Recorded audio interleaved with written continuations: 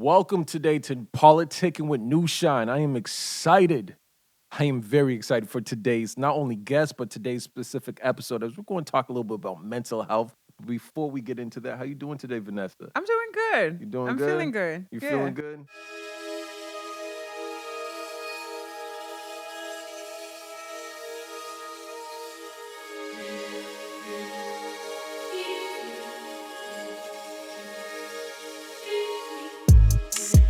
I'ma get it on my time.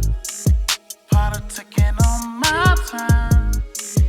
I'ma get it on my time. I'm politicking on my time, babe. Yeah. Feeling good with this. This is like the craziest summer I've ever experienced in my whole entire adulthood. Yeah, How's the summer yeah. treating you so far? It's good. You know what? I'm actually glad that the fireworks have stopped because that has been with everything that's been happening. I think that was like the thing that was driving me the most insane. The fireworks? The fireworks. In what city you live in? I'm in Dorchester, so I'm right Dorchester? off of like Bowdoin. Oh, yeah, you had it bad. So there's wars between like Yeah. my street, the street after, yeah. people driving and then letting off fireworks and then driving off. And you're like, what was that? Oh, it's crazy. I'm in Hyde Park, so all the fireworks we were experiencing, and it was what I hate about the fireworks is Yeah. like the little paps. The little ones, yeah. It's Yeah. like, why? It doesn't Get even them- do anything. Come on, get the expensive ones. At least let me hear the flares and all that. If you're going to do it Yeah, big. yeah. But yeah, that part was frustrating. So I mean, we're living in crazy times right now. And I'm sure we'll talk about that. But my Absolutely. summer's been good so far. your summer's been good so Yeah, far. yeah. Oh, how you summer been? How you doing? Thumbs up. Hey man, this summer. You know what's crazy for me? Yeah. I didn't even realize it's July. Oh, it snuck up on you? Yeah, like we're in the middle of July right now, and that part's just throwing Yeah. me off. But that's all right. Yeah. I think that could lead to some version of seasonal depression when all of a sudden we start seeing Oh, no, it snowflakes does, yeah. in the matter of like 90 days or something like that. I think a lot of people might be crying, realizing that this year just quickly passed them by. Yeah. And they had no version of summer, didn't get a chance to have some type of outlet, release. All I think that stuff. honestly, Yeah. most of us are hoping this year goes by so quickly. Yeah. Seriously? Because, like, it's been so crazy, man. Man, that's exactly why we're going to get into today's episode. But prior to us getting into today's Did episode, you know? thank you. Let's jump into the Did You Know? Did you know? No. Did you know? Go ahead, talk to us, man. So, for this week's Did You Know, I want to definitely highlight, some of this mental health stigmas, right? Okay. So, number one, did you know depression is the leading cause of disability worldwide? The leading cause of disability. Oh, wow. That's crazy. Yeah, I didn't know that. That's crazy. Like, she's like, it makes sense. Yeah. Nah, I didn't know that. She's like, Mhm. Okay. that's why my job is important. What else? I'll give you another one. Let's get specifically to our demographic in our community. Talk to us. According to the U.S. Department of Health and Human Services Office of Minority Health, adult Black African Americans are 20% more likely to report serious psychological distress than adult whites. So you said 20% more likely? 20% more likely, Yeah. which is like crazy because there's a whole stigma that, our Yeah. community is not recognizing their mental health issues. But here's where it becomes ironic. Although we are 20% more likely, Yeah. we are less likely than whites to seek out treatment Yeah. and more likely to end treatment prematurely. Yeah. Yeah. It gets too deep. So it's Yep. like Yeah. it's like we get in our feelings. We're like, damn, I'm really crazy right now. Like and let's not use the word crazy, right? I'm going through some issues and I Yeah. need some help. Yeah. And then right when we get the help, it's like, all right, I'm good. I'm good. good now. So that Maybe I don't need this. I have a bad feeling It's about getting too this. serious. it's getting Yeah. and that makes a lot of sense because if you think about it, if you're dealing with a culture, it's literally a culture who have mental health issues. Yeah. But also the culture doesn't recognize mental health issues. And we're Haitian. We talk on the side all the time. Yeah, We're we do. Haitian. I know a lot of people that should have got therapy at the age of 7 and 8. Yeah. 7 and 8 years old, 10 years old. Some generational traumas that was passed down to them, and unfortunately, they don't even want to recognize it as that. They Yeah. recognize it as voodoo. Voodoo Yeah. magie. Yeah, it's magie. Magie, crazy. yo mete magie sude. Yo. Yeah. Like that's what they'll say. It's Like crazy. It's crazy. Nah, you it's know. nuts. And let's give you another one, and then I'll Uh-huh. let you guys take it off. Mental illness, specifically to the point, Yep. can affect any race, any gender, any income. It's the cooties. Everyone catches it. Anyone Yep. can get it. A mental illness is a mental condition that disrupts a person's thinking, feeling, mood, and ability to relate to others Okay. in daily functioning. Crazy. So if someone is calling you boss or CEO and saying, I need a mental day, Yeah. take it serious. Like this is some Facts. serious things that's going on, and this is important that we actually address it. So Yeah. I really love the fact that we're doing this episode. Yeah, As I'm we tell. excited. I'm excited. So before we jump into today's claim, let me go ahead and give the proper bio and introduction to today's guest, Vanessa Santos, right? Yep. Of course. I want to make sure I say it with the proper accent. Santos. Santos. See, I said it with It's the the Haitian Criollo. accent. Yeah, Santos. it's the Criollo accent. So Santos. Santos. Yeah. Santos. Santos. I hope the camera catches your face saying that. Santos. Right? All right. Vanessa Santos is a black cable. I swear to you, I promise Cable, you. which I- cable No, network? no.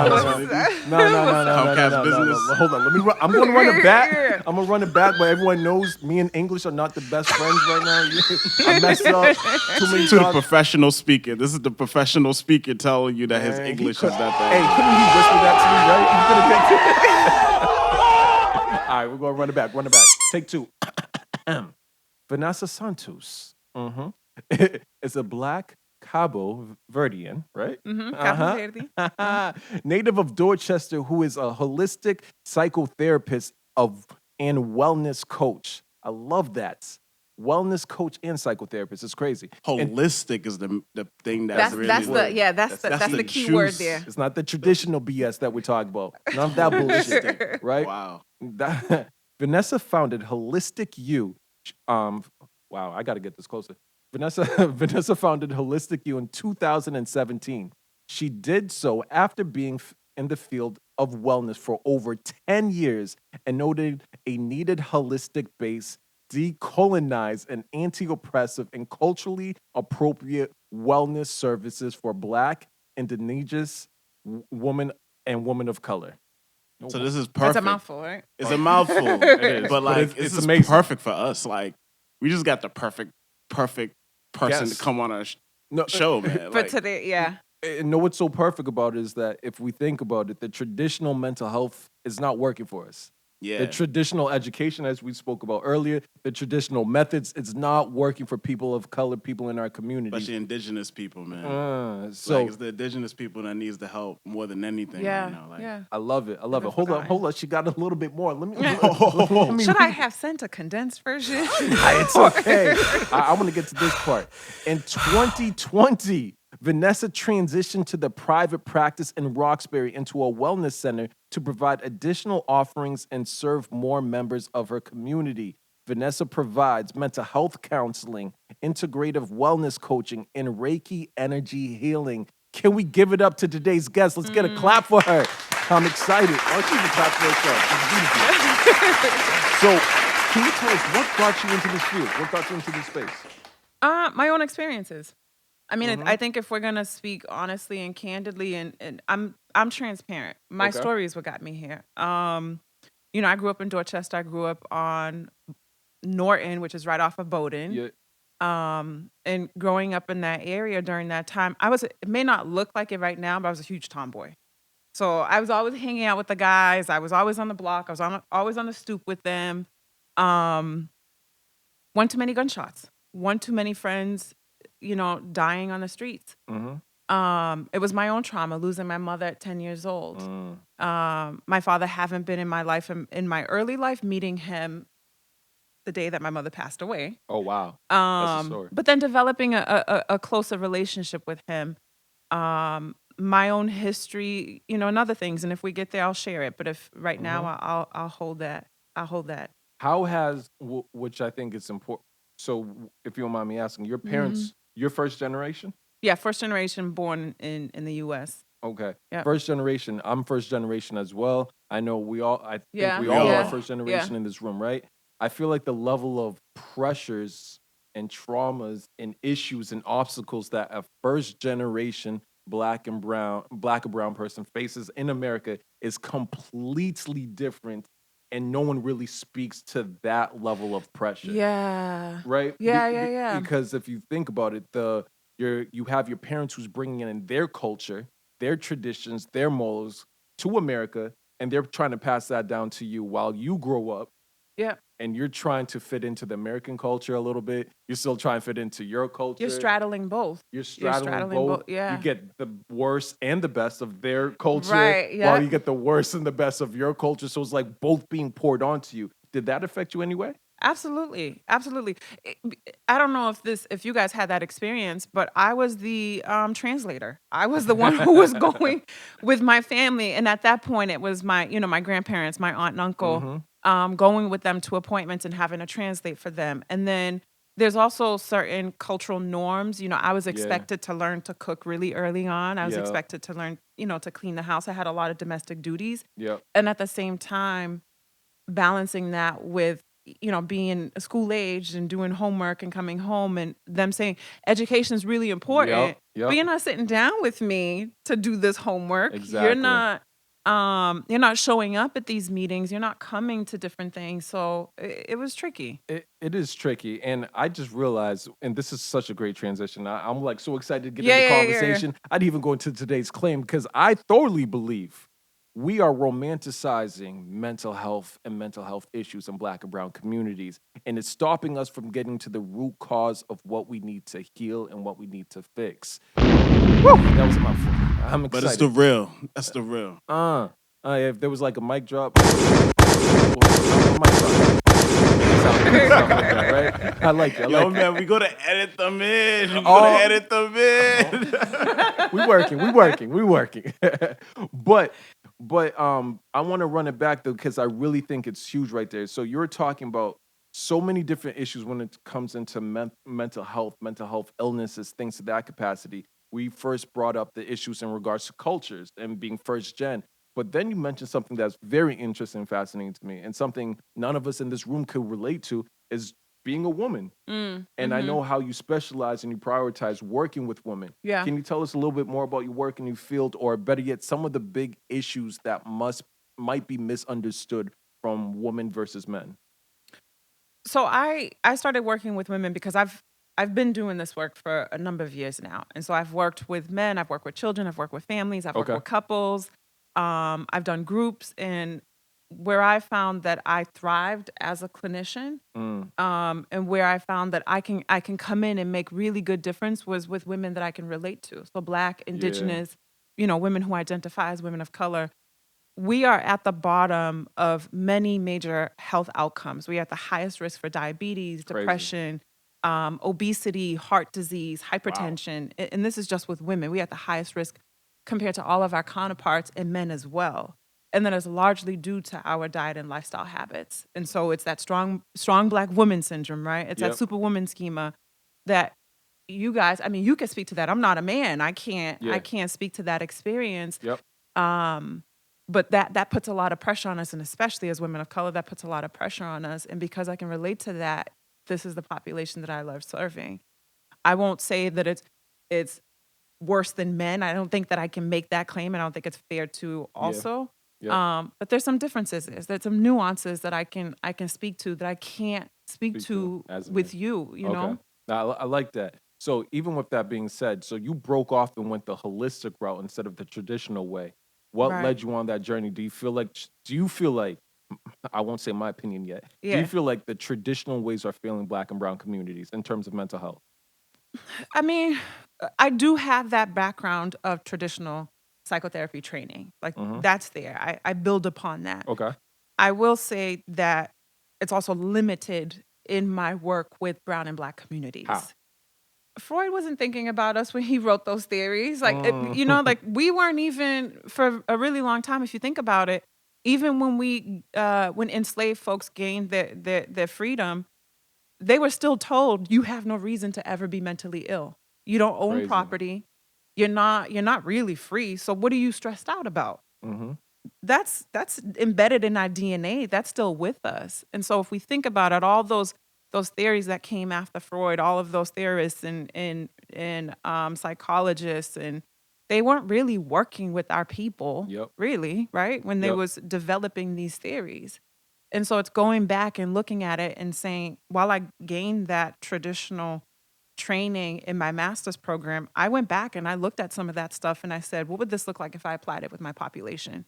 What would I need to tweak? What I would I love need to it. do different? I love it. It, looking at it and saying, like, how much of this was colonized? Yep. Like, how much of this was stolen from my people, from my ancestors, and saying, what did they do for healing? Because it didn't look like one-on-one therapy like this. Mm-hmm. It looked like villages and community and collectives coming together. So how much of that can I bring into my work? I like that. So, with that being said, what are some of the methods you use in regards to therapy? I mean, obviously, I can imagine it's Yeah. personalized. I come from more of the coaching aspect. I'm just so curious to hear what are some of the methods that you use, holistic methods that you use in regards to assisting somebody. My work. Yeah, yeah. Yeah. So I will use different theories like, and I'm gonna toss some stuff out there and it may Yeah. or may not land, but That works. Go ahead. psychodynamic. I use cognitive behavioral therapy, dialectical behavioral therapy, narrative therapy, Narrative therapy. Narrative.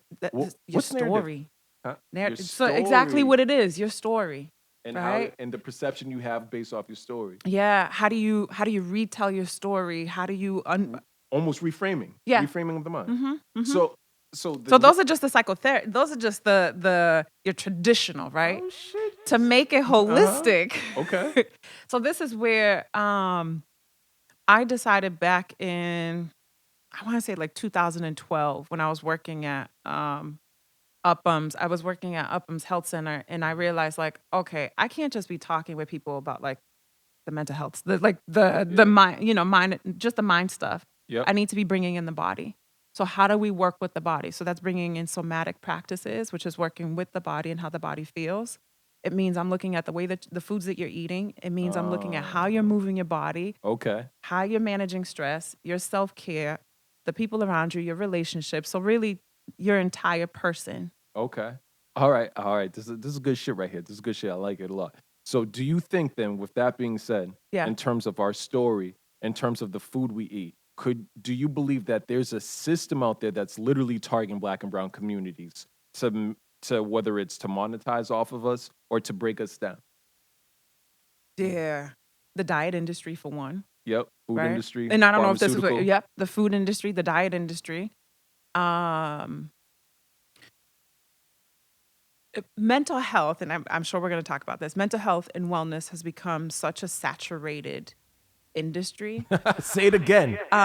It's also become, when things become trends, sometimes they get watered down, right? And so I feel like there are people out there who are presenting themselves as like, this is wellness. This is all about wellness. And then you look a Yeah. little bit deeper and you're like, I don't know You don't that, see like, the wellness aspect. yeah, of like it. this Yep. is just clickbait, or Yep. this is just how are we really addressing these needs? Like, it's beautiful, it's great that See? we're talking about wellness, but really, how are we addressing it? Know what I like?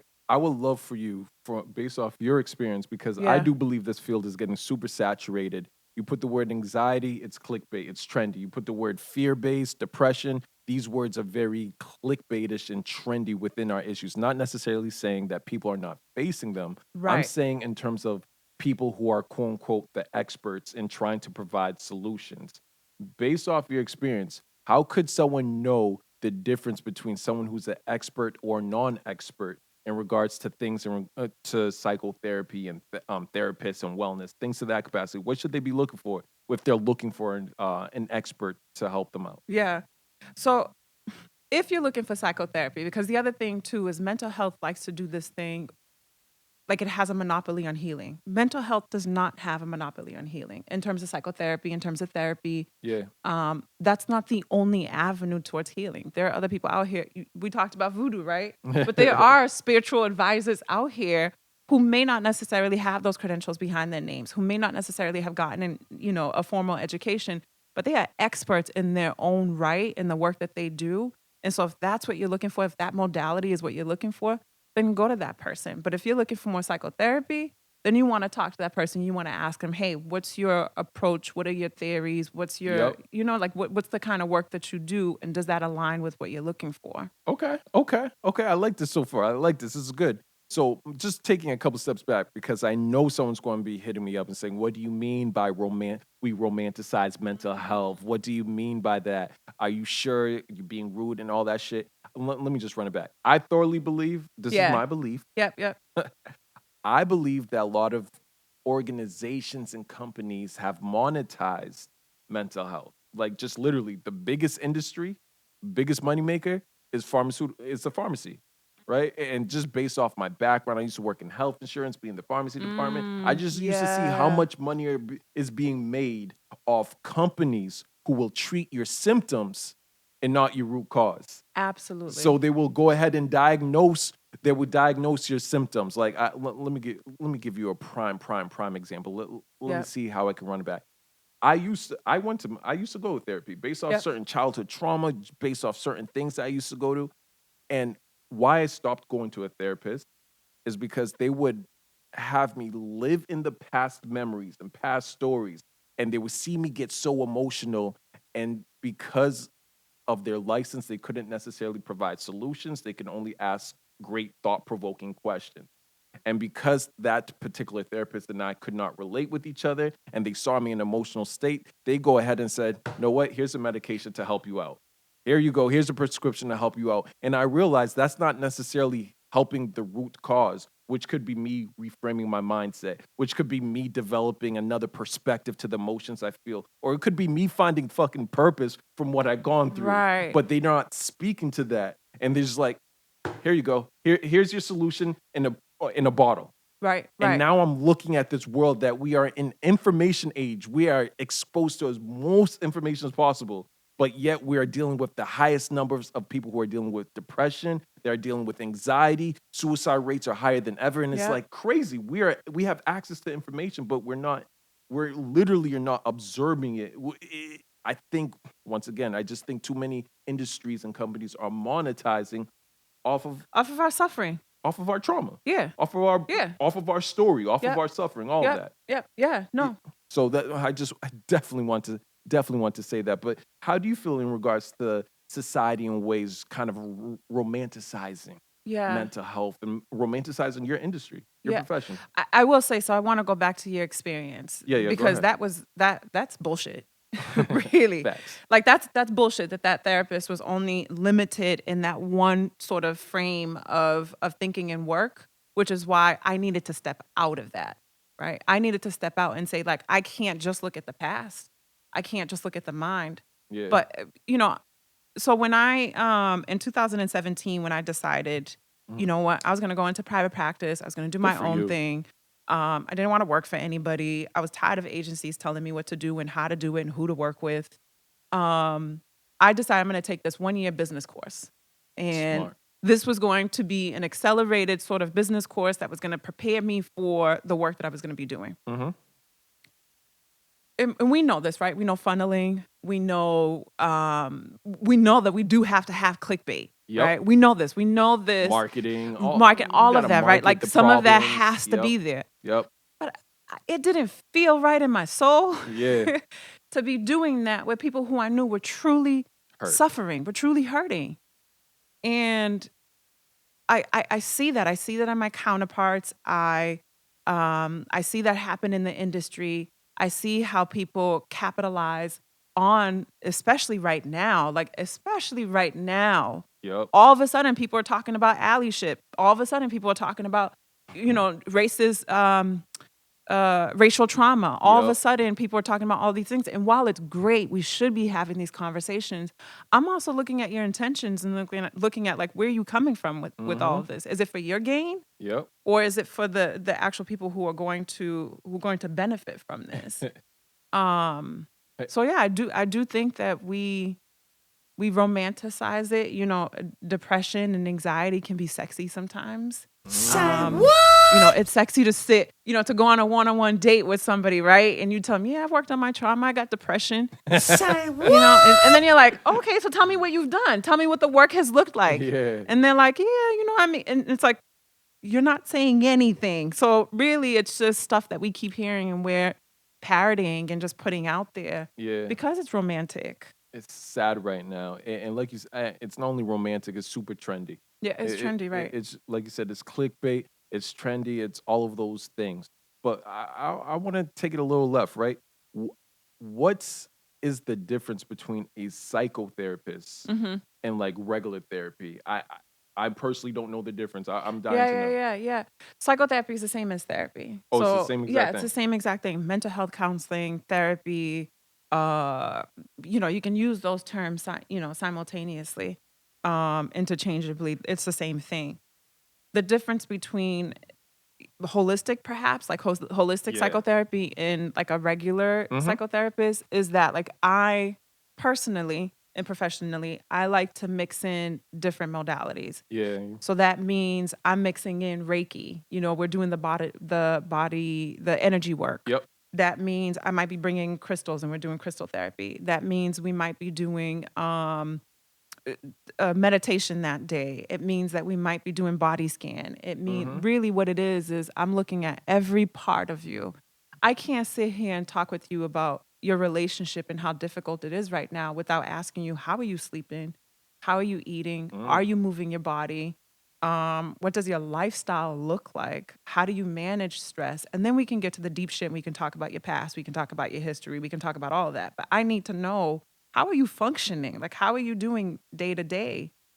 You're going into which I love in certain levels of emotional intelligence and coaching. You're speaking a lot about habit. Habits. Yep. Yep. What's your day-to-day routine? What's your lifestyle like? How are you Right. living? Right. How has this affected? How have you normalized Right.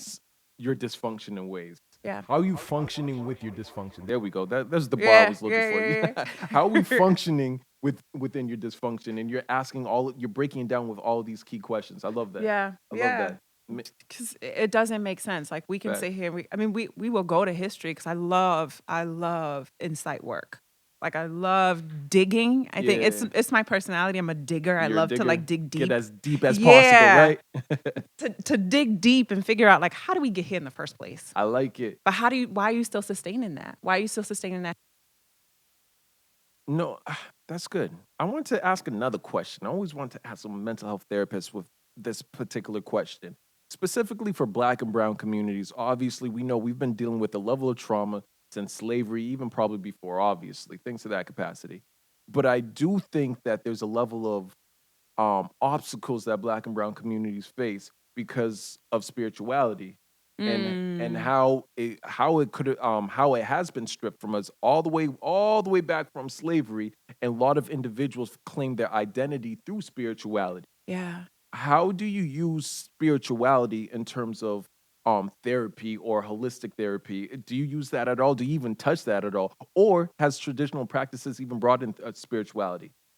My training didn't teach me that. Didn't think so. No, my training didn't teach me that. And I went to Simmons, and it might have changed now at this Yeah. point. It might have changed in terms of their curriculum, but I wasn't taught that. So I used my own personal experience, my own spiritual awakening journey to sort of guide that. I used my own history with church hurt, my own history with, Own history with church hurt. That's a conversation right all there. right, my own history. We talk about ancestry a lot. We talk about Hmm. intergenerational trauma a lot. We talk about how certain things are carried in the DNA. There's such a thing as post-traumatic slave syndrome Yeah. that Yep. we still carry in our DNA from our ancestors' experiences. So you believe people right now in our communities are still carrying around some of the hurt and trauma from Oh, their absolutely. Absolutely. It gets passed down. Women, in fact, we're always carrying the egg of the woman before us. Hold on, run that back. So with women, Okay. we are carrying the egg. Our grandmother is carrying our egg, me, right? Her child's egg and her child's egg in her. And so we always have a piece of our ancestry with us, like physically. In DNA, it's in us. It's That just embedded like in blew my us. mind right there. Like I never knew that. Like that just blew my mind. So if you think about it, if my grandmother, we'll use me as an example, right? Because I'm super transparent in that way. So grandmother's Cape Verdean from Cabo Verde. I just learned this the other day. I don't know if I'm too proud about this, but I'm more Portuguese than I am African. I'm not happy about this. I didn't want to be a colonizer, but my grandmother, her mother was from Madeira, which is this country that was colonized. It's near Cape Verde. It's off the west coast of Africa. Okay. But it's a Portuguese colonized country. Her mother was living there, came to Cape Verde, had my grandmother, and then had to leave. That created stories of abandonment, right? Like my grandmother's mother left her. Yep. Now my grandmother's being raised by other folks in the village. She then has children. She had 12 pregnancies. Only 7 were alive. My mother passed away at this point. She only has 5 children alive. Those children, her kids, have carried some of her stuff. Wow. Right? Yeah. So my mother struggled with abandonment. While I never had this conversation with her, I can go back and make it and put, make inferences, make the pieces together. She struggled with abandonment. Yeah. So what she did was she sought that in men. And so she got involved with the married men and then had me. I'm a product of that. And then I struggled with that even in my own life. I went after all kinds of unavailable men. Yeah. Right? Because of this one story of abandonment that got passed down, right? From my grandmother to her daughter and then to me. So I had to go back and say, why the fuck do I keep going after these fucking men who don't have time for me, don't want me? I'm putting myself out there. I'm coming off as needy. They're like, I can't do this. Like she has, and it's all because I needed to go back and figure out, how did I get here? Why do I have this story as well? And then my mother passed away, right? So then I had that story of abandonment as well. Does that make sense as far as like how we're always carrying something? It's like generational curses. It makes perfect sense. Yep. Right? So with your own healing, with your own journey, with your own process of healing, how did you go back? Did you get a chance to talk to your grandmother or your mother in regards to these stories? Or did you have to do this more on your own and not be able to have these levels of conversations with them? Some I did on my own. And then some I did ask like family, and I asked my grandmother and people who knew my mother to tell me stories about her. So the reason why I'm asking this specific question, let me be very honest. I do a lot of coaching. I do a lot of personal sessions with individuals who are in the system, prisons, things to that capacity, right? Yeah. People are out, kids, things like that. And I realize a lot of times they are so hurt in life because they can't get an apology from their mom or their dad, and their mom and dad is dead, right? Their mom and dad is dead. So the abuse that they face from their parents or the abandonment that they face from the parents, they can't get that. Why did you leave me? And they just living within that feeling of shit, no one loved me. Yeah. Damn, no one loved me. So their outlet, unfortunately, we are not teach proper outlets in life, specifically men, sex, violence, drugs is usually our outlets, right? So we're not taught certain outlets. So now they're strung out, whether it's in the prison system or they're strung on drugs because they don't know how to deal or maneuver how to find the purpose within their story. So that's why I'm asking you this question. I just want to kind of give a little background with that. Yeah. We're locked as children sometimes. We all have this like inner child in us that's still looking for warmth, for acceptance, for loving, for all of that, right? Yeah, we all have that inner kid. We all have that inner kid, and sometimes what happens is we don't realize that when someone just pissed you off and you responded in that way, that might have not been the adult you, that might have been the inner child you, whatever that need is, that unmet need, that trigger came up against that. Yeah. And so we're still walking around saying, well, I deserve this and I deserve that. And I need to get this from that person. Not realizing like you can give it to yourself. Okay. You don't have to keep waiting on that. Okay. You're keeping yourself in your own sort of prison by waiting on this thing that might not ever come. Shit's crazy. Shit's crazy. So what is some of the best advice you could give somebody who's who's going through some emotional issues or who have dealt with a level of trauma throughout 10, 15, 20 years, specifically in black and brown communities? And I can imagine, I know isolation could trigger a lot of trauma, right? A lot isolation Mhm. could trigger a lot of Especially now, depression, yeah. especially now. What advice would you give to someone dealing in that particular circumstances right now? I think part of the problem is that some of us aren't even recognizing that, like, Awareness. that we're in that space. We normalize certain things. We normalize struggle. We normalize hustle. We normalize stress. We normalize a Not lot of things. sleeping and what Not sleep, team no sleep. I used to hate hate that. the Like team no sleep. Like what the fuck? You should be I'm an sleeping. entrepreneur. Yo, Right. I used to try that shit until I fell asleep and overslept certain meetings, right?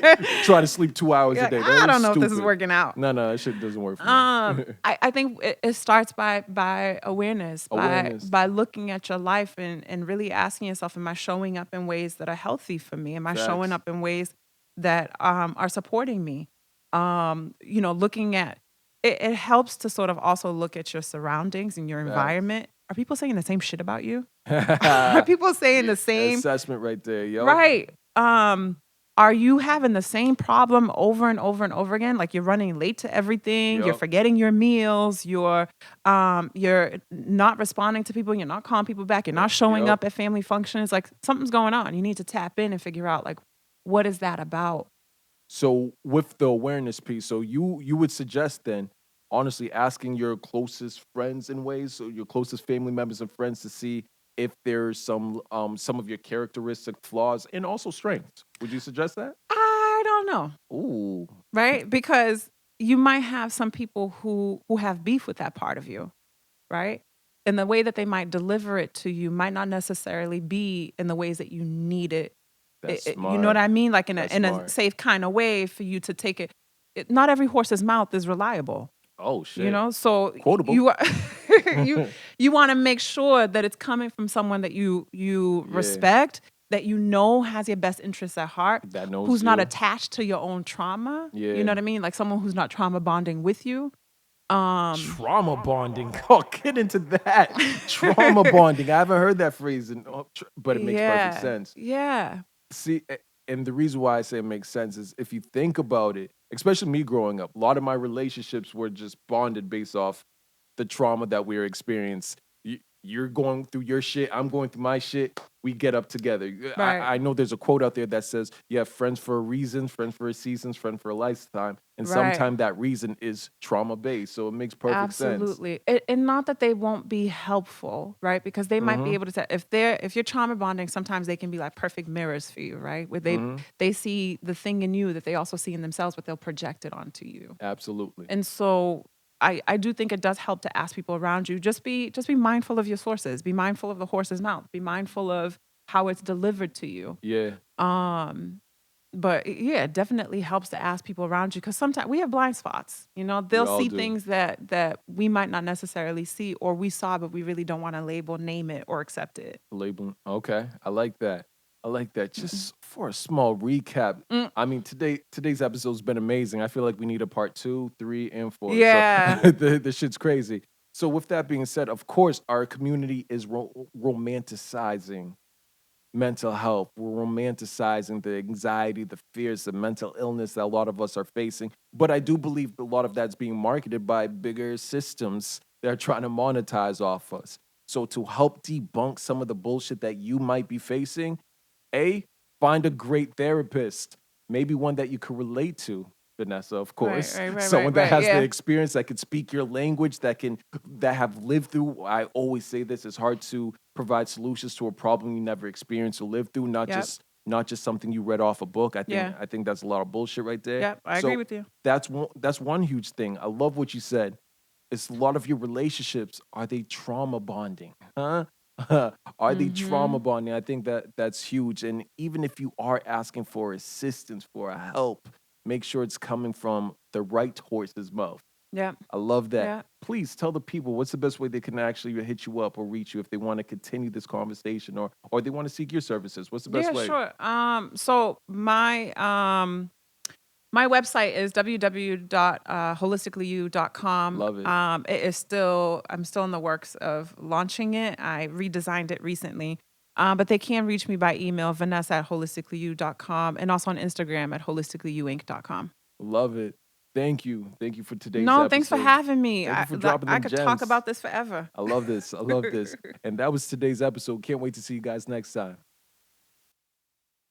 If you are hoping to connect with us, then check us out online at www.newshinestudios.com.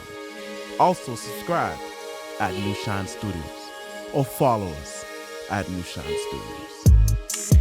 I'ma get it on my time. Politicking on my time.